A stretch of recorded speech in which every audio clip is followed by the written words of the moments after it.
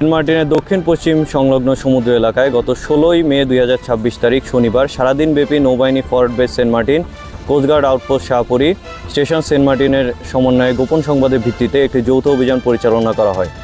অভিযান চলাকালীন উক্ত এলাকায় সন্দেহজনক 3টি ফিশিং বোটে তল্লাশি চালিয়ে অবৈধভাবে শুল্ক কর ফাঁকি দিয়ে মায়ানমারে পাচারের উদ্দেশ্যে বহনকৃত প্রায় 16,80,000 টাকা মূল্যের 2,400 বস্তা সিমেন্ট ও পাচার কাজে ব্যবহৃত 3টি বোটসহ 33 জন পাচারকারীকে আটক করা হয়। আটককৃত পাচারকারীদের প্রাথমিক জিজ্ঞাসাবাদে জানা যায়, তারা উক্ত ফিশিং বোট 3টির মাধ্যমে হাতিয়া ও সন্দ্বীপের বিভিন্ন জায়গা হতে সিমেন্ট বোঝাই করে মায়ানমারের নিষিদ্ধ গোষ্ঠীকে সরবরাহের উদ্দেশ্যে গমন করছিল।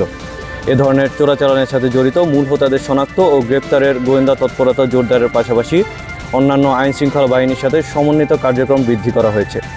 জব্দকৃত সিমেন্ট, পাচার কাজে ব্যবহৃত বোট এবং আটককৃত পাচারকারীদের পরবর্তী আইনানুগ ব্যবস্থা গ্রহণের কার্যক্রম প্রক্রিয়াধীন রয়েছে। পাচার ও চোরাচালান রোধে নৌবাহিনী ও কোস্টগার্ড ভবিষ্যতেও এ ধরনের যৌথ অভিযান অব্যাহত রাখবে।